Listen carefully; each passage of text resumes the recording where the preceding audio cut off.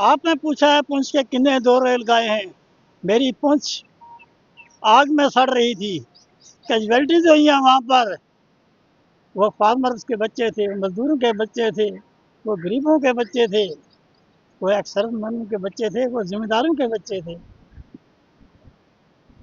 अहले वतन इतना तो बता, ये किसका हुआ कौन मरा, ये किसका हुआ है कौन मरा। अकबाल बिना तेज के लड़ता है, जमाना काफिर ढूंढता है शमशीर को। मैं आज अपनी सेंट्रल सरकार से और खासकर मनोज सिन्हा जी हमारे अच्छे गवर्नर हैं, मैं उनको एक अपील करना चाहता हूँ। हमें किस नाम की सजा दी जा रही है?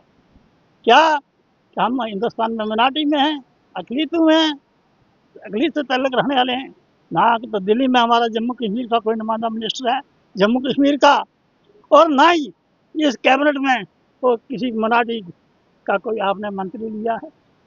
और इतनी दर्दनाक हिस्ट्री मैंने देखी। अगर गवर्नमेंट 50-50 लाख रुपया भी उन लोगों को दे जिनके घर से खून की नदियाँ बह रही थी, जिनके घर टूटे हुए थे, आशाने टूट गए थे। आज मुझे वो माता रणजीत सिंह का काल याद आ रहा है। एक गुड़िया जा रही थी, उसने कंधे पर गठरी उठाई थी, कभी उठे कभी बैठे, थोड़े आगे चले जाए तो महाराज रणजीत सिंह जा रहा था। उसने कहा, माई किधर जा रहे हो? है मैं कार जा रही हूँ, की चुके यहाँ पेड़ भी जड़े खान पीन चुके है गठरी में बच्चा, तेरा का बच्चा नहीं है, बच्चा है क्या? हमारा रणजीत सिंह की खोज जीत है। महाराजा रणजीत सिंह ने गठरी कंधे से उठा ली, उस माई के कार तक चला गया। आज सियासी दौर चल रहा है, अन्ना हमारे अन्नी का मुक्का लग रहा था। और आपने किस नाम की सजा दी तेरे बॉर्डर एरिया लोगों ने? 60 बड़ा नुकसान उठाया, कतर भी बड़ा नुकसान उठाया, 47 कल्लू करा होया, विदोर ने कास्ट ने कई इन लोगों का खून बहाया। और लड़ाई लड़नी थी तो कुछ हफ्ता 15 दिन हो के ले जाते।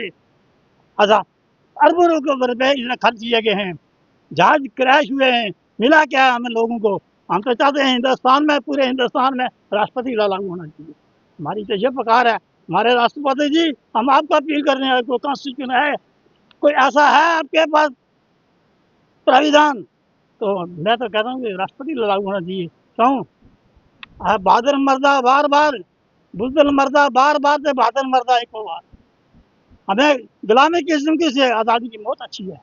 अगर मेरे भाई मारे गए, अगर मेरी माता में वहाँ पर जख्मी हुई, मेरे बुजुर्ग जख्मी हुए, तो हमें जीने का भी कोई अधिकार नहीं। हम गवर्नमेंट से गुजारिश करते हैं उनको 25-25 लाख रुपया दिया जाए। और खासकर 1947 के जो माजर हैं, अभी तक उनकी सेटलमेंट नहीं हुई।